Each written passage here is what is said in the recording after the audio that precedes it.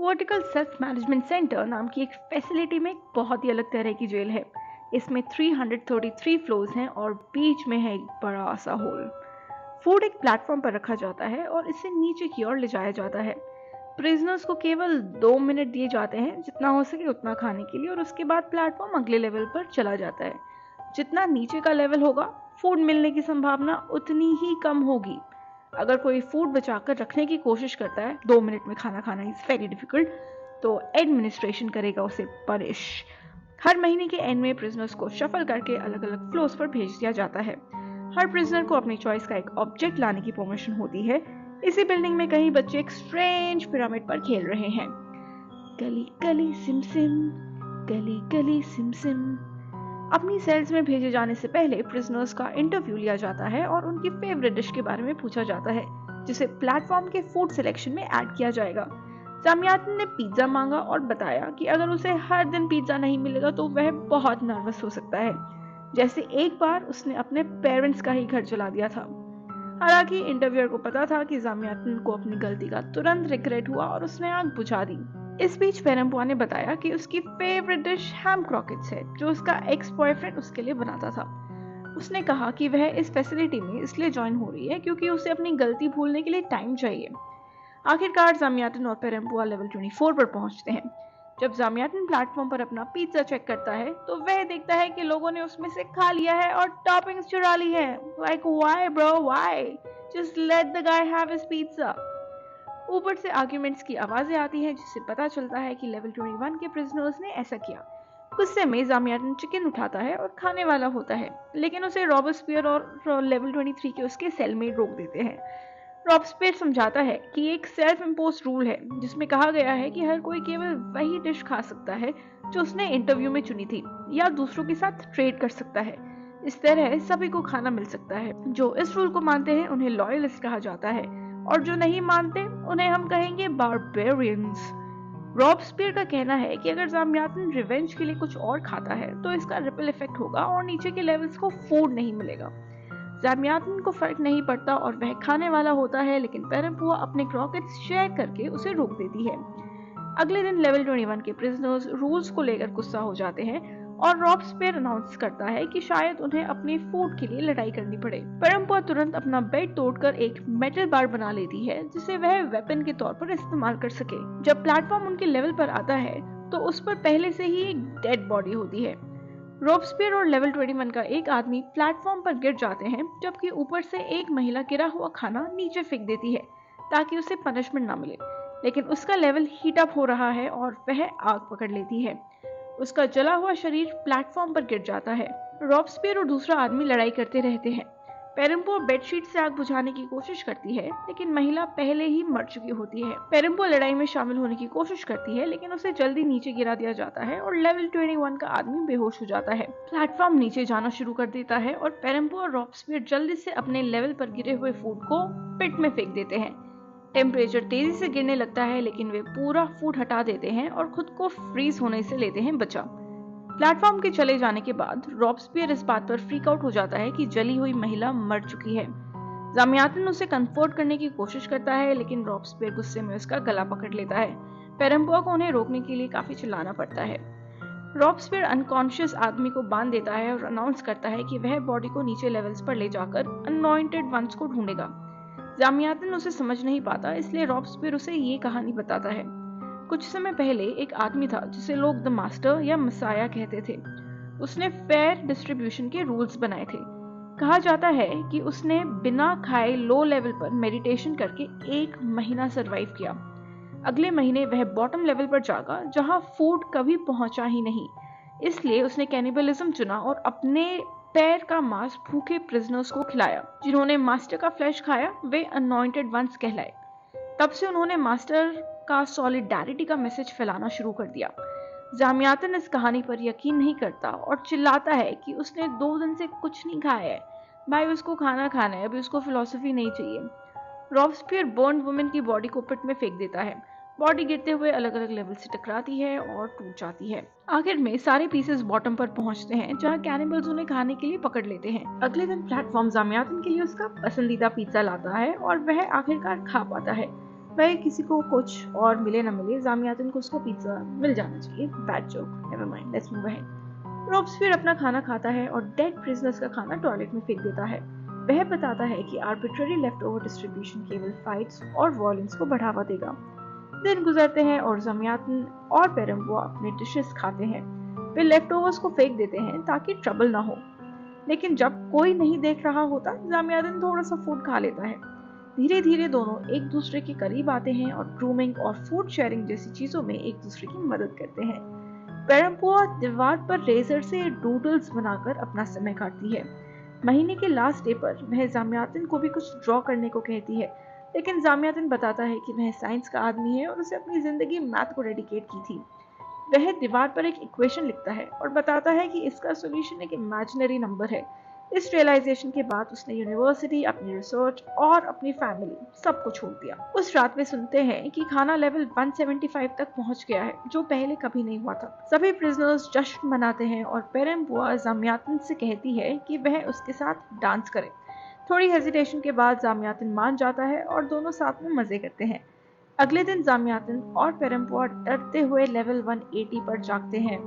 जब प्लेटफॉर्म उनके लेवल पर आता है तो उस पर कोई खाना नहीं होता। दिन गुजरते हैं और दोनों भूख से जूझते रहते हैं।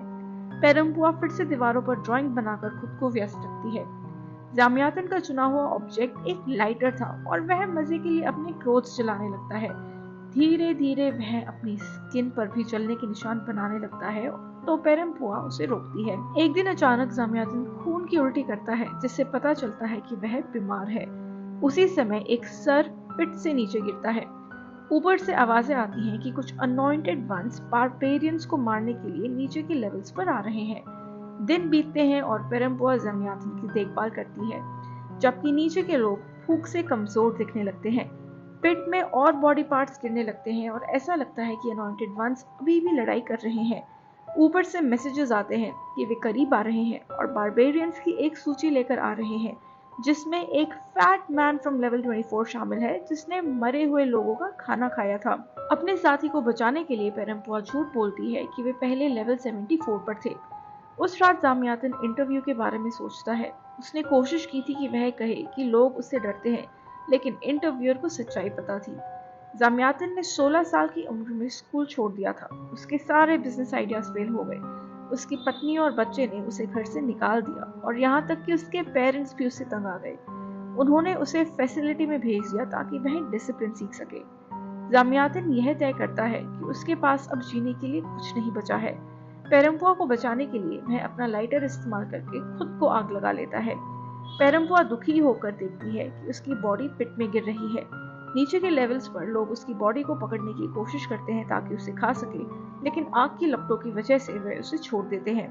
आखिरकार उसकी बॉडी बॉटम पर पहुंचती है और कैनिबल्स आग बुझने का इंतजार करते हैं ताकि उसे खा सके।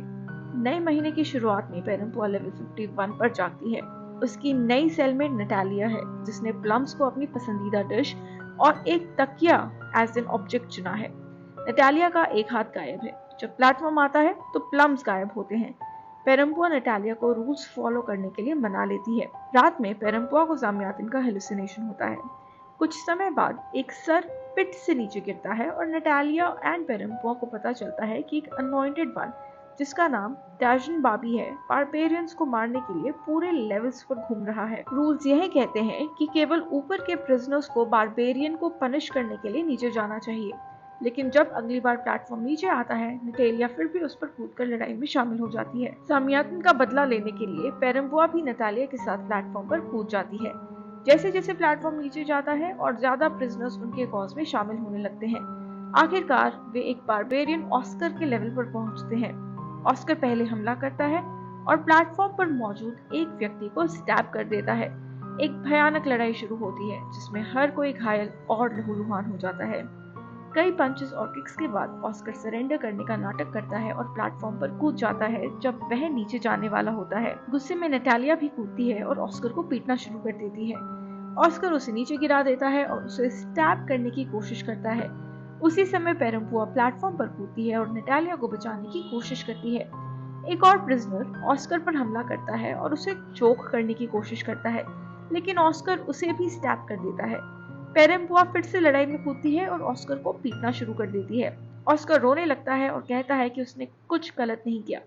वह 1 साल से फैसिलिटी में है और सरवाइव करने के लिए उसे खाना था।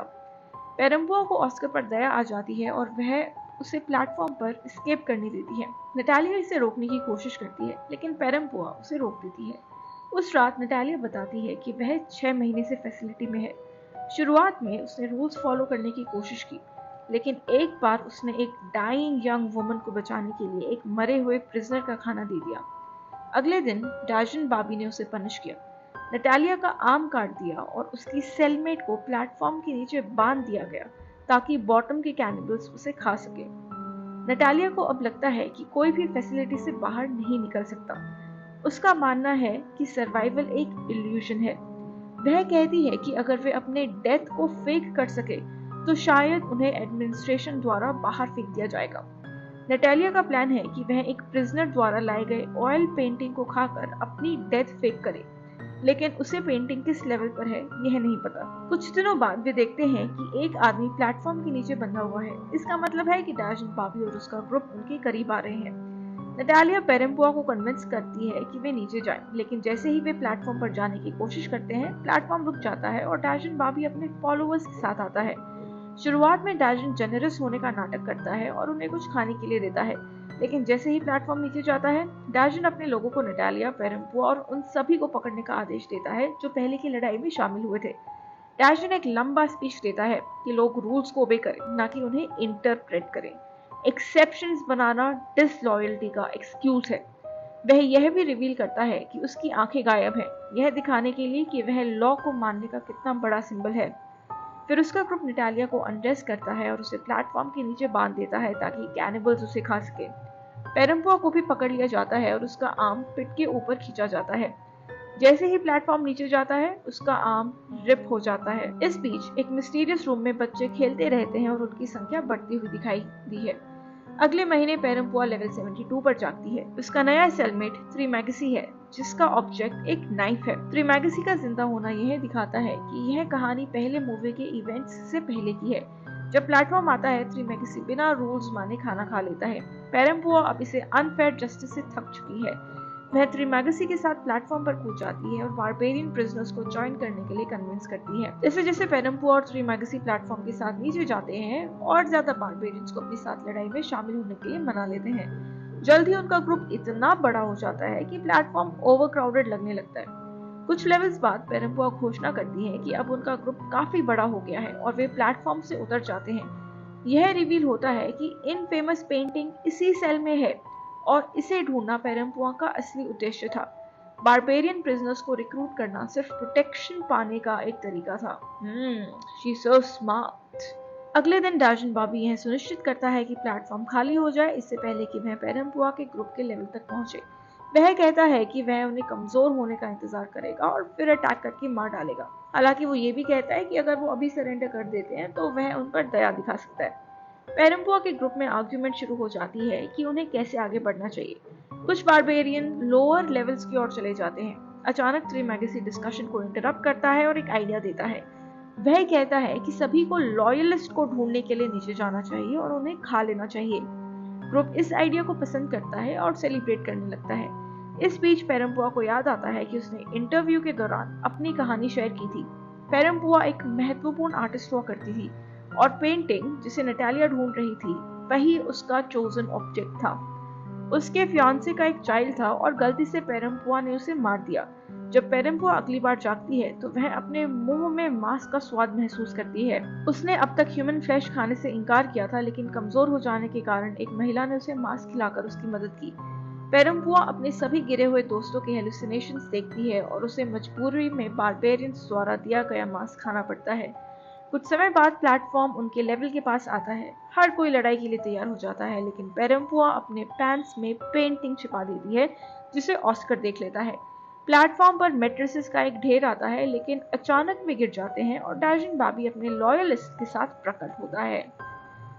एक भयानक लड़ाई शुरू होती है और दोनों पक्ष बिना दया किए एक दूसरे को मारने लगते हैं। पूरे क्षेत्र में खून ही खून फैल जाता है। जल्द ही यह देखना मुश्किल हो जाता है कि कौन किसका पार्ट है। त्रिमागसी गलती से एक महिला को स्टैब कर देता है जिसपे वह क्रश करता था। इस घटना से ट्रॉमेटाइज होकर वह लड़ाई छोड़ देता है और बेड के नीचे छुप जाता है। इस बीच ऑस्कर पेरेम्पुआ पर बैठकर उसे चोक करने लगता है। त्रिमागसी यह देखता है और पेरेम्पुआ को अपना नाइफ देता है। पेरेम्पुआ नाइफ का इस्तेमाल करके ऑस्कर को स्टैब कर देती है। ऑस्कर मरते हुए पूछता है कि पेंटिंग उसके लिए इतनी महत्वपूर्ण क्यों है। पेरेम्पुआ त्रिमागसी के पास छिपने के लिए जाती है और रोने लगती है, जबकि बाकी प्रिजनर्स एक दूसरे को मारना जारी रखते हैं। यहाँ तक कि डैशन बावी भी मारा जाता है और अंत में केवल त्रिमागसी और पेरेम्पुआ ही जिंदा बचते हैं। जब प्लेटफॉर्म नीचे जाता है तो बॉडीज पिट में गिरने लगती हैं। पेरेम्पुआ बाहर आती है और देखती है कि डैशन बावी अभी भी सांस ले रहा है, लेकिन वह उसे मारने का फैसला नहीं करती ताकि वह अंत तक सफर करे। इसके बाद पेरेम्पुआ सभी रिमेनिंग बॉडीज को पिट में फेंक देती है और सबसे आखिर में एक मृत डैशन को। वह त्रिमागसी से कहती है कि वह फैसिलिटी छोड़ रही है और उसे अपने साथ चलने के लिए कहती है, लेकिन त्रिमागसी कहता है कि यह उसका अब तक का सबसे अच्छा महीना था और वह वहीं रुकने का फैसला करता है। पेरेम्पुआ अपनी ऑयल पेंटिंग खाने लगती है और गैस सेल में भरने से ठीक पहले फोम के साथ बेहोश हो जाती है। मिस्टीरियस रूम में बच्चों का एक ढेर चढ़ने की कोशिश करता है। आखिरकार एक बच्चा ऊपर तक पहुंच जाता है। उस पल एक लाइट उस पर चमकती है और प्रशासन के 2 लोग उसे लेने आते हैं। जब पेरेम्पुआ जागती है तो वह मरी हुई बॉडीज के ढेर से बंधी हुई होती है, जिसे फैसिलिटी के वर्कर्स द्वारा ले जाया जा रहा होता है। इसका मतलब है कि नैटली का प्लान काम कर गया। बॉडीज के ढेर को पिट के जरिए भेजा जाता है और पेरेम्पुआ देखती है कि वर्कर्स सेल को साफ करते हैं और सो रहे प्रिजनर्स को लो ग्रेविटी का उपयोग करके फिर से व्यवस्थित करते हैं। जब वर्कर्स बॉडीज के ढेर को पिट के अंत में छोड़ देते हैं तो पेरेम्पुआ एक भयानक सच्चाई को समझती है। यह एग्जिट नहीं है, ये है लेवल 333। पेरेम्पुआ तुरंत खुद को रस्सी से छुड़ाती है और एक बेड के नीचे छुप जाती है। वह देखती है कि वर्कर्स एक बच्चे को लेकर आते हैं। बच्चे को दूसरे बेड पर रखा जाता है और बॉडीज के ढेर को एक छेद के जरिए सीक्रेट लोअर लेवल में भेज दिया जाता है। पेरेम्पुआ को गिल्ट महसूस होता है कि उसने अपने फियांसे के बच्चे को मार दिया था। अब वह अपनी कॉन्शियंस को क्लेंस करने के लिए इस बच्चे को बचाने का फैसला करती है। वह दूसरे बेड तक कूदने की कोशिश करती है, लेकिन सर पर चोट खा बैठती है। वह बच्चे को उठाने की कोशिश करती है, लेकिन ग्रेविटी के कारण बार-बार सिर टकरा लेती है। आखिरकार वह बेहोश हो जाती है। जब पेरेम्पुआ प्लेटफॉर्म पर फिर से जागती है तो वह बच्चे के साथ होती है और कैनिबल्स उसे घेर लेते हैं। कैनिबल्स उस पर हमला नहीं करते क्योंकि बच्चा उनके लिए सेक्रेड होता है। कैनिबल्स उसे बताते हैं कि उसका जर्नी यहीं पर खत्म हो गया है और केवल बच्चों को ऊपर जाने दिया जाएगा। कैनिबल्स पेरेम्पुआ को प्लेटफॉर्म से उतरने में मदद करते हैं। वह देखते हैं कि प्लेटफॉर्म बच्चे को लेकर ऊपर जाता है। जैसे जैसे समय बीतता है, नए प्रिजनर्स प्लेटफॉर्म पर बच्चों को लेकर नीचे आते हैं। ऐसा लगता है कि फैसिलिटी बच्चों का इस्तेमाल प्रिजनर्स को मैनिपुलेट करने और एक फॉल्स होप देने के लिए करती है। प्रिजनर्स को यह सोचने के लिए मजबूर किया जाता है कि बच्चे उनके सैल्वेशन का तरीका है। यह कहानी फैसिलिटी की क्रूरता और प्रिजनर्स के एंडलेस स्ट्रगल को दर्शाती है। यह दिखाती है कि फैसिलिटी कैसे प्रिजनर्स की उम्मीदों और उनके विश्वास का फायदा उठाती है। इसमें पहली मूवी का अंत शामिल है, जिसमें दिखाया गया है कि गोरेंग एक लड़की के साथ पहुंचता है जबकि वह त्रिमागसी का हेलुसिनेशन देख रहा होता है। गोरेंग प्लेटफॉर्म से उतर जाता है ताकि लड़की फिर से ऊपर जा सके। उसी समय पेरेम्पुआ गोरेंग को ढूंढ लेती है और उसे गले लगा लेती है, जिससे पता चलता है कि वह उसका फियांसे था।